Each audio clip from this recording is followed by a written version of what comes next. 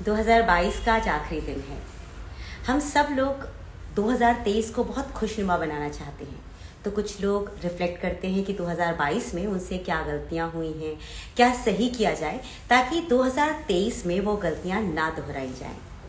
2022 में मैंने बहुत ही बेहतरीन सेलिब्रिटीज़ को, अनसंग हीरोज़ को अपने प्रोग्राम में आमंत्रित किया ताकि उनके जीवन से मैं कुछ सीख सकूं। कुछ चीज़ें शायद अधूरी रह गई थी, इसलिए आज आखिरी दिन यानी 31 दिसंबर को मैंने एक ऐसे व्यक्तित्व को आमंत्रित किया है जिनके जीवन से, जिनके कार्यों के द्वारा हमें बहुत कुछ सीखने को मिल सकता है। आज मैंने जिन्हें आमंत्रित किया है उनका नाम है तुलिका पटेल जी, जो कि गुजराती इंडस्ट्री और हिंदी टेलीविजन इंडस्ट्री का एक बहुत ही जाना माना चेहरा है। आपने उन्हें पुष्पा इम्पॉसिबल में देखा है, आपने उन्हें अनुपमा में देखा है, आपने उन्हें थपकी प्यार की में देखा है, फिर बागले की दुनिया में देखा है। अनगिनत ऐसे सीरियल्स हैं जिनमें आपने उन्हें देखा है। उन्हें आपने कॉमेडी करते हुए भी देखा है, कॉमेडी सर्कस सीजन 4 में। इसके अलावा एक खास बात और है जिसने मुझे उनकी तरफ बहुत ज़्यादा आकर्षित किया, और वो ये कि वो एक पॉलिटिकल पार्टी का ब्रांड एम्बेसडर भी रह चुकी हैं। यानी अगर आपको बहुत कुछ सीखना है ना जीवन के बारे में, तो आप ऐसे ही व्यक्ति से ज़रूर जुड़िए और उनको समझिए जिन्होंने जीवन के अलग अलग क्षेत्रों में अपनी भागीदारी अदा की है। तो चलिए मैं तुलिका जी को भेजती एक छोटी सी रिक्वेस्ट, उनसे हम बात करते हैं।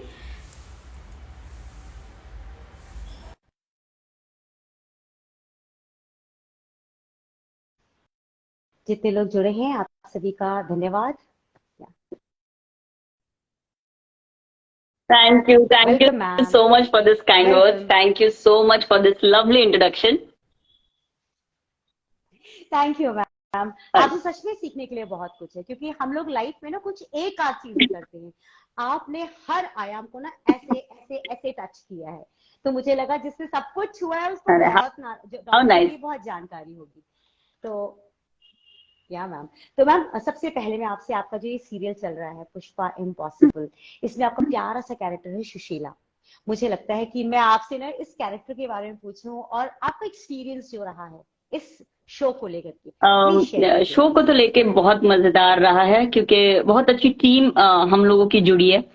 बहुत अच्छे अच्छे एक्टर्स मिलके जब साथ में कुछ क्रिएट करते हैं तो बहुत अमेजिंग सा बन ही जाता है। तो बस वैसे ही शो बन गया अमेजिंग सा।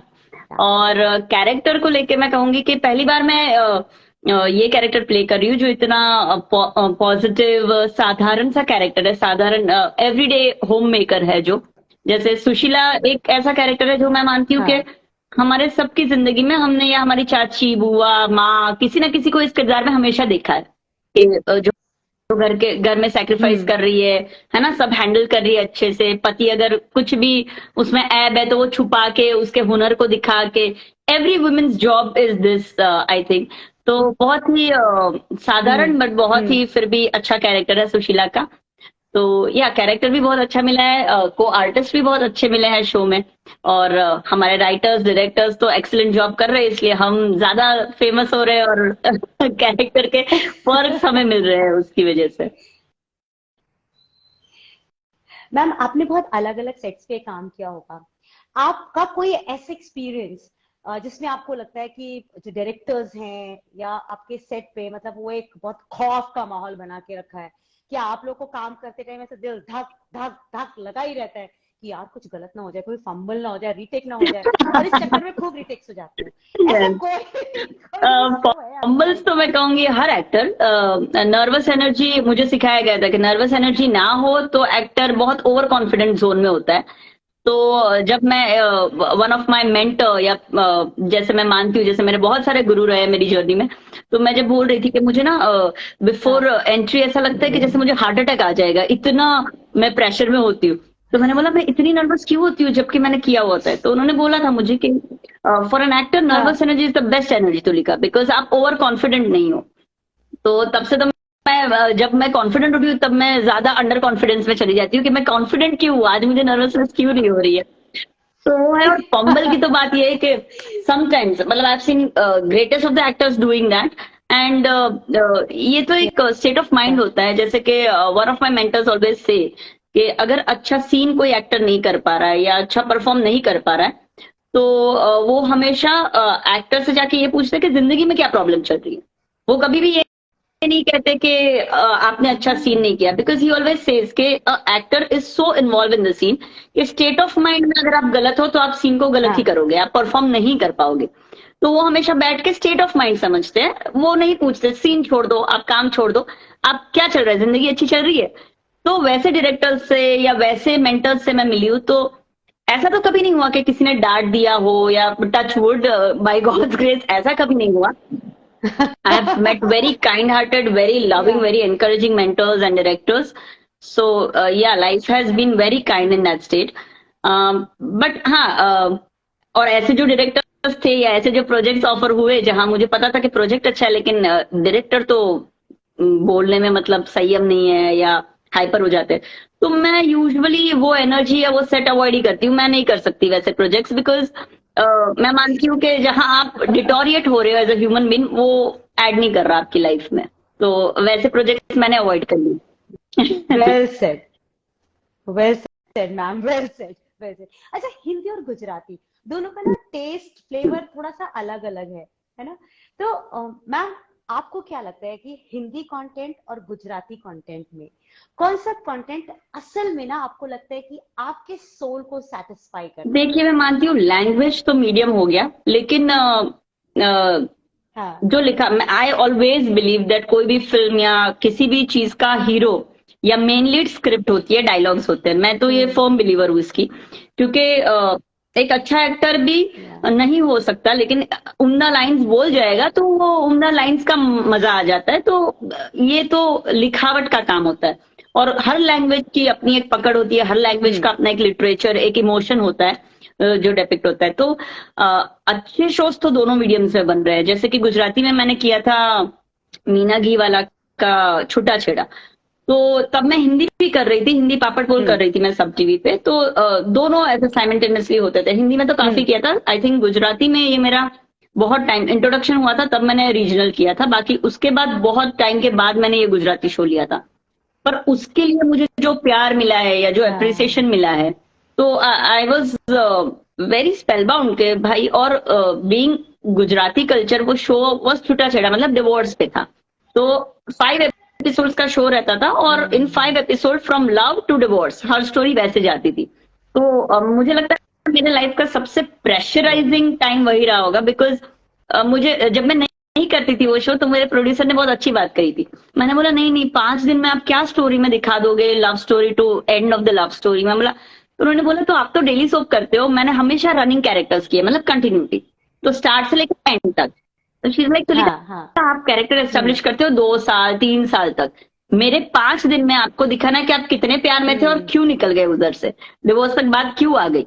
तो बोले ये तो ज्यादा चैलेंजिंग हो गया। और मैं, मुझे लगा हाँ ये तो ऑफकोर्स, हाँ, हाँ हाँ। बात और में मैंने जब दम वो है। किया, बहुत ही इंटेंस बट बहुत ही हाँ। मजेदार, कह सकते हैं कि एज अ कैरेक्टर जो मुझे वो फीलिंग्स या जो फीलिंग्स आपके साथ रह जाती है, तो वो 5 दिन जब मैं शूट करती थी, 2-3 दिन में शूट होता था, हाँ। बट वो 3 दिन मतलब मैं अलग स्टेट ऑफ माइंड में रहती थी। तो हाँ। ऐसे तो गुजराती हिंदी जहां अच्छा लिखा जाए, वो कोई भी लैंग्वेज में हो, उसका इम्पैक्ट तो अलग ही हो जाता है फिर। आपने अलग अलग जॉनर का काम किया है। आप हाँ। कॉमेडी सर्कस 4 में थी, है ना? उसका कुछ ऐसा खास आपको करने में क्या आपको डिफरेंट हाँ। लगा? या क्योंकि आप उसमें एक इकलौती लड़की थी, तो मेरे दिमाग में ये सवाल था कि एक लड़की हो और आपको पता है वो सारे प्रैंकस्टर्स हैं उसमें, है ना? बहुत समय से दिग्गज प्रैंकस्टर्स, उनके सामने किसी लड़की को टिकना और पूरे सीजन में टिकना बहुत मुश्किल होता है। आपका क्या एक्सपीरियंस था? क्या आपको लगता था यार ये रोज लेग पुलिंग करना होगा? हालांकि मैं एक बात कहूंगी, मैं इस चीज में जब आज आप बोल रही है ना, तो मैंने रियलाइज किया कि मुझे कभी नेस्टी लोग या ऐसे गंदे लोग मिले ही नहीं है। गंदे लोग तो हालांकि कोई हाँ। होते ही नहीं है, बट हाँ, नेस्टी लोग ऐसे कोई मिले हाँ। ही नहीं है, या तो मिले होंगे तो मुझे समझ ही नहीं आई कि ये ऐसे थे, तो काम की जगह पे तो आई ऑलवेज बीन ब्लेस्ड कि मुझे अच्छे मेंटर्स, अच्छे डायरेक्टर्स मिले। कॉमेडी सर्कस एक बहुत ही फनी एक्सपीरियंस मेरे लिए हाँ। इंटरनली भी रहा था, बिकॉज पहली बार एक तो हाँ। मैं इंट्रोड्यूस हो रही थी बॉम्बे आने के बाद, पहला ही प्रोजेक्ट मुझे कॉमेडी सर्कस मिल गया था जी। हिंदी में। तो देवर, हाँ, तो डिफरेंट अरे लोगों वाह। का डिफरेंट ओपिनियन था कि आप कॉमेडी स्टैंड अप कॉमेडी कर लोगे, आप एक्टर होने आए हो तो आप तो स्टैंड अप कॉमेडियन बन के रह जाओगे, आप कॉमेडी रोल्स ही करोगे। बट आई वुड से हाँ like actors are not choosers, I believe. मेरी जर्नी या मेरा करियर ऐसा रहा है कि I am not a chooser. हाँ मुझे जो मिलता गया मैं लेती गई, बिकॉज कोई गॉडफादर नहीं था, आपके कोई लिंक्स नहीं है इंडस्ट्री में, तो you just make your own रास्ता आपको खुद बनाना है, यू नो। तो यहाँ तो हर अपॉर्चुनिटी को ग्रैब करके आगे बढ़ने की बात हो जाती है। तो वो तो मैंने ले लिया, तो तब तो कुछ समझ नहीं थी कि क्या है क्या नहीं है, क्या जोक्स हो रहे, किस चीज पे जोक्स हो रहे। तो कई बार ऐसा हो जाता था कि स्क्रिप्ट में कुछ लिखा हुआ आता था और मैं तो कॉन्फिडेंटली अपना बोलती जाती थी कि ये है वो है, और सब हंस रहे होते थे, सब हंस रहे होते थे, क्योंकि मुझे समझ ही नहीं होती थी कि मैं कुछ नॉनवेज बोल रही हूँ या कुछ आउट ऑफ द लाइन बोल रही हूँ। और मैं इतना कन्विक्शन से बोलती थी, तो सब ओ हंसते रहते थे कि तुलिका ये क्या। और हमारे जो क्रिएटिव थे या ये थे, ही वाज सो स्वीट। वो हर बार, नहीं तुलिका जी ये लाइन जाने देते, आप ये रहने दो। और मैं ऐसी होती थी क्योंकि स्वप्निल और मैं रहते थे, तो तब ना मार्किंग होता था और मार्क्स के हिसाब से हाँ विनर चूज होता था। तो मैं स्वप्निल, और स्वप्निल कहता था कि यार जी जी मार्क्स तो इसी जोक के है। तो मैं बोलती अच्छा अच्छा जोक है ये। तो बोले हाँ, हाँ ये अगर हमने अच्छे से पंच लिया और टाइमिंग लिया तो ये क्रैक करेगा और ये मार्क्स बनाएगा। तो मैं क्रिएटिव को बोलती नहीं नहीं नहीं नहीं, आप रखो ये जोक, मैं बोलूंगी। तो पता नहीं चलता था, लेकिन अब मुझे जब मैं सोचती हूँ तो मैं इतनी हंसती हूँ कई बार बैठ के कि मुझे समझ ही नहीं थी कि, बट कहते हैं ना कि समटाइम्स इग्नोरेंस इज ब्लिस। तो बस वही काम आ गया, वही काम आ गया मुझे। Yes lovely. अच्छा, उन लोगों के साथ आज भी आपके रिश्ते बहुत अच्छे हैं? You not still are in touch not with them, really, क्योंकि पहला नॉट शो रियली। आपने कहा दैट इज था। बिकॉज मैं एज अ पर्सन मैं ऐसी हूँ कि पता नहीं, मैं ज्यादा सोशली ऑकवर्ड हो जाती हूँ। सो ऑफकोर्स जब भी मिलते हैं, एक दो बार ऐसा हुआ कि स्वप्निल वाज अच्छा shooting somewhere where I was shooting, तो of course then I go and visit him, और लाइक वो they are very loving, very nice people. तो ऐसा तो कभी नहीं है कि आज भी मिलते हैं तो बस अच्छा वैसे ही मिलते हैं जैसे तब मिलते थे। बट समटाइम्स जब हम ये फील्ड में आते हैं जैसे मैं, तो मुझे कई बार समझ नहीं आता कि जिनके साथ हमने काम किया उनको जाके मिलूं तो नहीं पहचाना तो कैसे रिएक्ट करना है, मतलब यू नो ऑकवर्डनेस इतनी हो जाती है। और मैं सोशली बहुत ऑकवर्ड हूँ, बहुत ऑकवर्ड हूँ। अब वो मुझे समझ आता है कि तो ऐसे तो टच में नहीं, बट यस यस जब भी मिलते हैं तब, because they are such confident and lovely people, तो वैसे ही मिलते हैं वैसे ही। हालांकि they all are doing so well, and जब देखते हैं या वो यादें होती है तो बहुत चेरिशेबल मेमोरीज है सबके साथ मेरी। लवली। अच्छा, आप जिस तरह से थोड़ा मुझे लग रहे हैं कि वैसे आप स्क्रीन पर बहुत एक्सट्रोवर्ट हैं, लेकिन हाँ, जैसे दिल के अंदर एक अपना यस। खामोश कोना होता है, उसमें आप बहुत इंट्रोवर्ट हैं, है ना? आप सब लोगों के साथ नहीं मिल पाती हैं। फिर आपने कैसे हौसला दिखाया और आप इस प्रोफेशन में आ गई? मतलब जो ग्लैमरस वर्ल्ड है जिसमें हाँ, आपको बाहर ही दिखना है, उसमें आपने हौसला कैसे दिखाया? मतलब what made you acting come is in this field? Something that I think I was born with. My dad and mom both have been dramatic students. तो मेरी मॉम तो म्यूजिक कॉलेज में गोल्ड मेडलिस्ट रह चुकी है ओह dramatics में। हाँ, तो वो तो मुझे लगता है बाय डिफॉल्ट ही कहीं पे अंदर जीन्स में इंस्टॉल्ड था। तो अगर आप मुझे कह दो कि कैमरा है, ये आपका स्क्रिप्ट है, ये आपका सीन है, और उसको पागलपंती करनी है, तो मैं हाँ कॉन्शियस नहीं होती, फिर मैं कॉन्फिडेंट होती हूँ। लेकिन आप मुझे चार लोगों के बीच में बिठा दो और बोलो कि आपको बातें करनी, तो मुझे समझ नहीं आता कि मुझे क्या बातें करनी है, कैसे जज हूँ, मतलब what are they judging me as, क्योंकि कैरेक्टर तो लिखा गया है ना। तो उसकी कोई अलग जजमेंट्स नहीं हो सकती है, उसकी जो हाँ भी जजमेंट्स है वो उसके दायरे में होती है। इंसानों की तो अलग अलग जजमेंट्स हो सकती है। तो I think because of that मैं ऑकवर्ड हो जाती हूँ कई बार। मुझे लगता है कि, and being a कंसेरियन I am very Moody, तो कई बार अगर आप मुझे मिलोगे तो हाँ मैं इतना एंजॉय करी। तो जब मैं ड्रिंक नहीं करती, मेरे फ्रेंड्स जब पार्टी करते हैं they all drink and I have coffee. तो at the end of 3-4 round they are हाँ लाइक हमारे लिए कॉफी लाओ, क्योंकि ये जितना पीने के बाद एंजॉय कर रही है। तो that time I enjoy more, because मुझे पता है कि आप सब मतलब पिए हुए हो ना, तो आप क्या ही मेरे साथ, क्या ही आप जज करने वाले हो, मैं कुछ भी बोल सकती हूँ कुछ। तो बोलते नहीं कॉफी पीते हैं, ये मजेदार लग रहा है ज्यादा, तो मैं ऐसी हो जाती हूँ। ऐसे बोलते हैं कॉफी चढ़ती है, मुझे तो कॉफी कोक भी एक्चुअली चढ़ चाय और जाती है। कॉफी चढ़ती है। Same like me. तो ये तो ये आपने तो बहुत अच्छा कहा। बचपन से ही पता था कि एक्टर ही बनना है। बट डैड और मॉम का एक क्लियर रूल था कि आप ग्रेजुएट करोगे, ग्रेजुएशन के बाद आपको करियर चॉइस दी जाएगी, उसके बाद आप जो करना चाहते हो आप करोगे। ऑफ कोर्स ये नहीं था कि यही करो, ओपिनियंस थे बट इम्प्लीमेंटेशन नहीं था। चॉइस दी जाती थी लेकिन चूज तो मुझे ही करना था। तो उसके बाद तो मैं क्लियर थी कि अगर मैं ग्रेजुएशन, तो मैं तो इसलिए मुझे लगता है कि मैं कभी एटी केटी नहीं लगी या फ्लंक नहीं हुई, बिकॉज मुझे तो ऐसा था कि अगर मैं फेल हो गई एक साल तो मुझे और पीछे जाएगा ना, बॉम्बे से मैं उतनी दूर, हाँ। तो मुझे तो पढ़ के बस खत्म करना है इसको, तो ऐसे ही पढ़ी हूँ मैं बस। या क्या मोटिवेशन एक्टर था, बनना, जबरदस्त। एक्टिंग करना, कैमरा के सामने जाना, तो बस मतलब मुझे लगता है सिर्फ इतना ही पता था, बाकी कुछ ज्यादा मुझे पता है, आज भी नहीं पता है। बट ये पता है कि काम मिल रहा है तो काम करना है, ये करना है बस।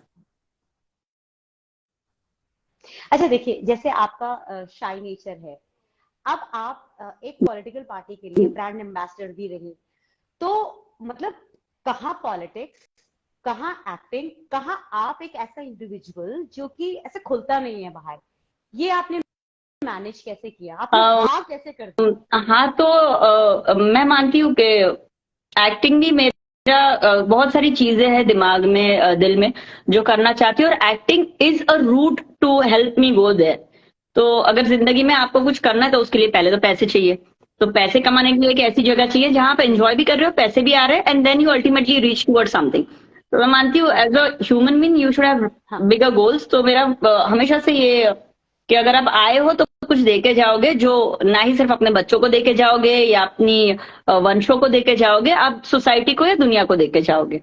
तो वो तो हमेशा से रहा है, एक back of the right. Mind एक थॉट हमेशा से वो रहा है। तो जब पॉलिटिकली भी आगे बढ़ना था तब बहुत क्लैरिटी से ये पता था कि there are certain things that needs to be addressed, और उनको एड्रेस करने के लिए उनको एक पार्टी मेंबर चाहिए जो ये कर सकता है।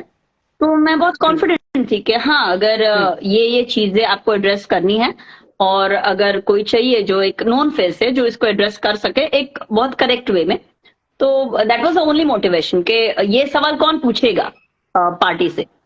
तो मैं पूछूंगी। तो मेरा मोटिवेशन, आई एम शाय और I am awkward when it's about personal Tulika.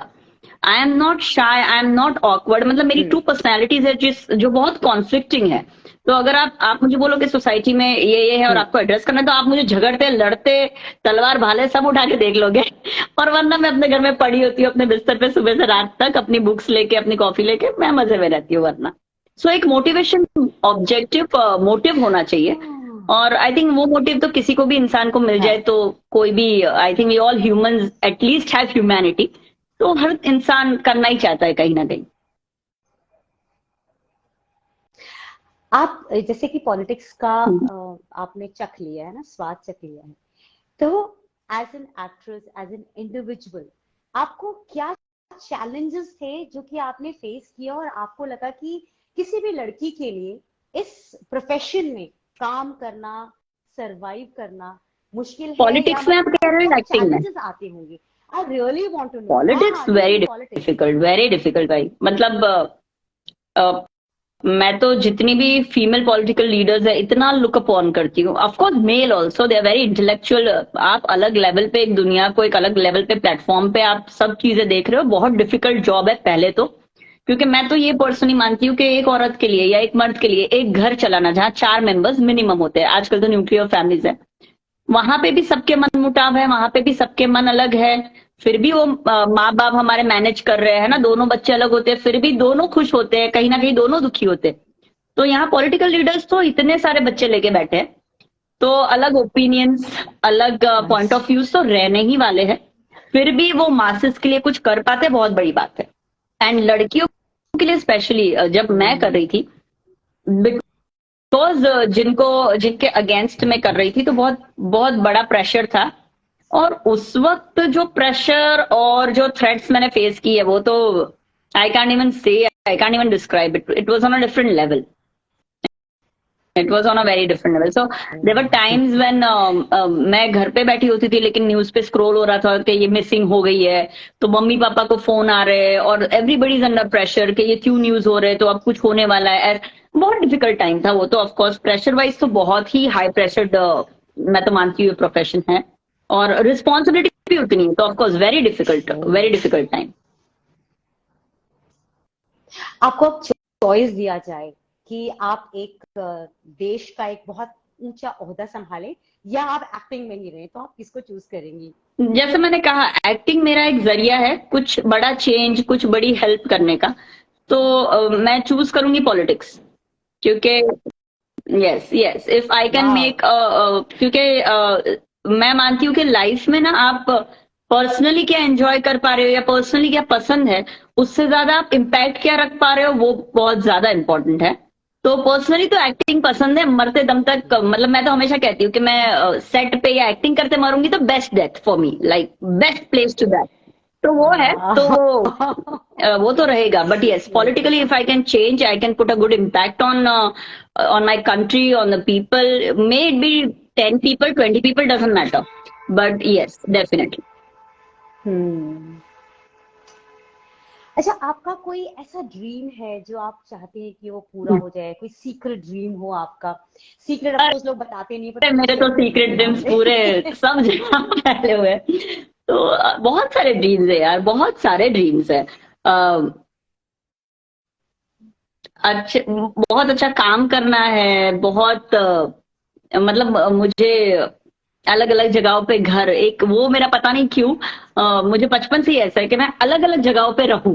तो वो एक मेरा क्रेजी वाइल्ड ड्रीम है कि मैं अलग, इवन बॉम्बे। मुझे कई बार बॉम्बे इसलिए मजेदार लगता है क्योंकि आप रेंट पे मैं तो हर 11 महीने में चेंज करती थी जब मैं स्ट्रगल करती थी, तब हर 11 मंथ्स। तो सब बोलते थे कि भाई यार ये 11 मंथ्स में चेंज करने का बहुत स्ट्रगलफुल होता है। और मुझे इतना एक्साइटिंग लगता था कि अब कौन सा एरिया, अब कहाँ रहूंगी, अब कौन सा नया एरिया ढूंढूंगी मैं।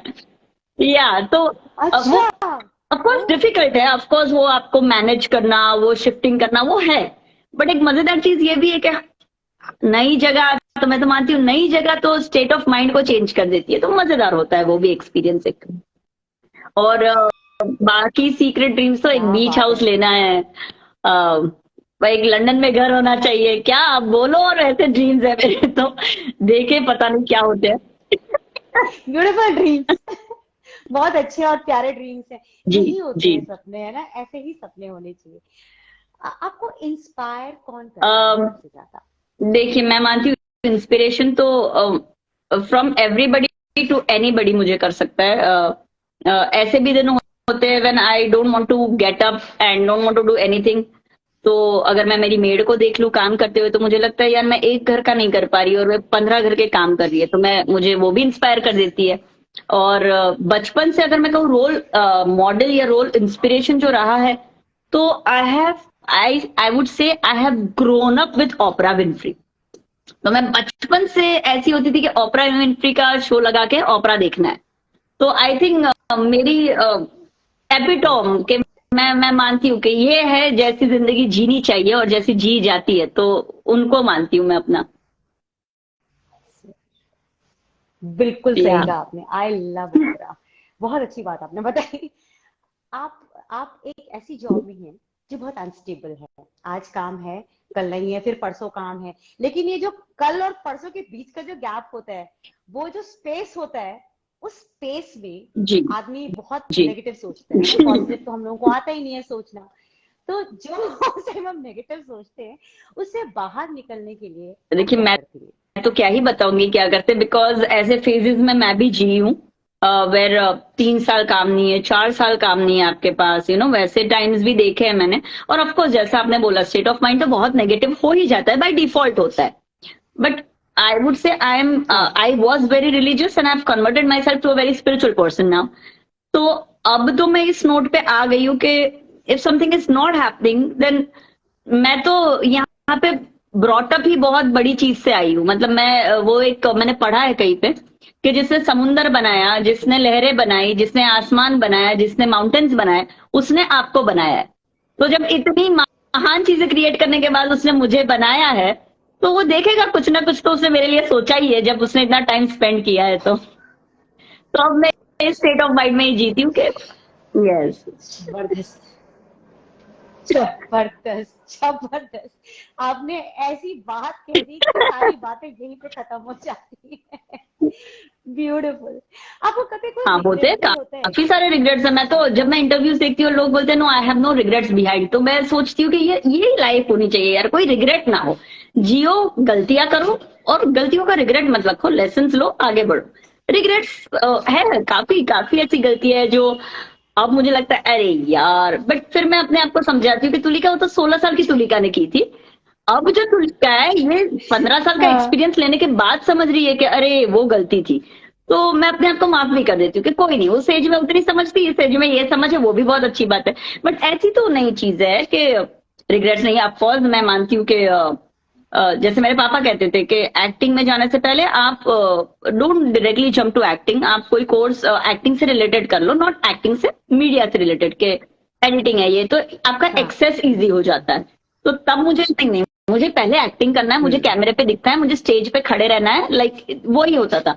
बट अब जब मैं बहुत सारे लोगों को देखती हूँ तो मुझे लगता है हाँ कि नहीं, ये शायद इंटेलेक्चुअल रास्ता होता उस टाइम पे। तो ऐसे तो बहुत सारे और हमेशा मैं मेरी मम्मी को ना एक बात कहती हूँ कि वो दोनों कॉइन्स की दोनों साइड बोलती है मुझे, ये करेगी तो ये होगा या तो ये होगा। तो मैं हमेशा उसको कहती हूँ कि तो वो तो वैसे भी दो चीज में से एक तो होगी। तो जब हमारा हम सही होते हैं तो रिग्रेट्स नहीं होते, जब हम सही नहीं होते हैं तो वो मोमेंट्स जाते हैं, जैसे या यू कैन से दैट कि ऐसे छोटे मोटे रिग्रेट्स है, ऐसे कोई नहीं कि अरे बाप रे इतना बड़ा ऐसे दिल पे बोझ रह जाए, ऐसे कोई रिग्रेट्स नहीं, छोटे मोटे से। ब्यूटीफुल। आपने जितनी जिंदगी गुजारी है अभी तक, जिसमें आपके एक्सपीरियंसेस भी हैं, है ना, आपने बोला कि 15 साल पहले वाली जो बच्ची थी उसमें और अब में फर्क है, तो अपने जीवन से अगर आप कुछ निचोड़ निकालती हैं और आप उसे देना चाहें किसी भी सामने वाले को जो भी बिल्कुल अभी फ्रेश है, अभी वो भी निकला है कि अरे मुझे बहुत कुछ करना है, बहुत सारे सपने लेकर आया है, तो क्या निचोड़ आप उसे देंगे अभी अपने जीवन इस से? उम्र में और अभी जो स्टेट ऑफ माइंड में हूं, मैं सिर्फ एक बात कहूंगी कि सपने देखो, उनको पूरे करने की शर्त खुद पे रखो, दूसरों पे नहीं। बिकॉज आपके सपने वो पूरे होंगे आपकी वजह से। तो ऑफ कोर्स सपने देखो, घर से निकलो, अपने आप के लिए मेहनत करो, अपने आप के लिए एक जगह ढूंढ लो, और कोई भी मैं मानती हूँ फियर्स या इनसिक्योरिटीज मत रखो, क्लैरिटी रखो और आगे बढ़ो। देयर इज नथिंग राइट और wrong, there is nothing good और बैड, एज लॉन्ग एज आपकी अवेयरनेस और आपकी कॉन्शियस आपको अलाउ कर रही है इन अ राइट वे। जैसे कि ये नहीं है कि आप गलत ही सोच रहे हो, नेगेटिव इंसान तो जो खून करने वाला है वो भी सोचते हैं कि नहीं नहीं इसका मरना जरूरी था। तो ये नहीं है, आप एक अच्छा विजडम अपने साथ रखो, एक अच्छी रीडिंग, अच्छी बुक्स को साथ रख के एक फियरलेस और इनसिक्योरिटी फ्री लाइफ जी सको, वैसा अपने लिए एक जगह या अपने लिए एक लाइफ बनाओ। बहुत उम्दा बात आपने की, और आपसे बात करने के दौरान मुझे ये आभास हुआ कि जो स्पिरिचुअलिटी है वो जी इंसान के सोचने का तरीका बदल देती है। जी जी हालात तो वैसे ही रहते हैं ना, हालात नहीं बदलते हैं, they are going to stay the same they are, है ना, लेकिन हर व्यक्ति उन हालातों को कैसे लेता है वो जी। उसकी स्पिरिचुअल एनर्जीज पर डिपेंड करता है। और शायद इसीलिए आप स्पिरिचुअली एनरिच्ड हैं, तो उन चीजों को बहुत आसानी से आप लेट गो भी कर रही हैं कर तो नहीं रही हूँ, और बट या अपनी ट्राई लाइफ जरूर को कर रही हूँ, एक चल पॉजिटिव रही हैं। स्टेट ऑफ माइंड से अब सीख रही हूँ। मे बी कोई जन्म में वहां तक पहुंच जाऊंगी where I can just easily let go things and just be calm no matter what. That's beautiful, that's beautiful. वो जरूर आएगा जी जब इस जर्नी में यहाँ तक जी पहुंच जाते हैं, तो वहां तक हाँ पहुंचना बहुत दूर हाँ मिलता है। हाँ प्लीज हाँ चले तो सही, मेरे तो जी, यही बहुत ये मैं भी मानती हूँ कि शुरू करना जरूरी है, फिर तो आगे ऊपर वाला बढ़ा ही देता है आपको, बट पहला स्टेप आपका होता है। बिल्कुल सही कहा आपने। मैं आखिर में आपसे ना उन तमाम लोगों के लिए एक गाइडेंस लेना चाहती हूँ जो लोग इस इंडस्ट्री में आते हैं, उनका कोई गॉड फादर नहीं है, वो किसी कास्टिंग डायरेक्टर्स को नहीं जानते हैं फिलहाल के लिए, कोई सपोर्टर नहीं है उनका, क्या उनके लिए भी एक्टिंग फील्ड में घुसने का कोई तरीका है पहले जो तो आई एम आप सो समझाना थैंकफुल कि चाहेंगे? आपने ये सवाल पूछा, बिकॉज इंस्टाग्राम पे इतने लोग, इतने फैंस हमेशा ये सवाल पूछते रहते हैं कि हम कैसे ऑडिशन दें, हम कैसे अप्लाई करें ये वो। हालांकि अब तो सोशल मीडिया पे इतने सारे ऑडिशंस के, कास्टिंग के लिंक्स है, आप गूगल कीजिए, अच्छे अच्छे प्रोडक्शंस को गूगल कीजिए, ईमेल्स कीजिए कास्टिंग डायरेक्टर्स को, अब तो वो एक्सेस खुल गया है। और सब जो नए एक्टर्स हैं उनके लिए सिर्फ एक ही गाइडेंस तो मैं तो क्या ही दूंगी, हम भी स्ट्रगल कर रहे हैं, हम भी काम ढूंढ रहे हैं, काम कर रहे हैं। तो मैं ये सिर्फ यही कहूंगी कि अपने आप में विश्वास रख के आइए, क्योंकि ये इंडस्ट्री सबका विश्वास हिलाती है ना, जो बहुत अमिताभ बच्चन के दर्जे पे पहुंचा है, उसने भी अपने आप में विश्वास रखा है, तब वहां पे है। और जो नहीं कर पा रहा है उसका भी विश्वास हिला हुआ है।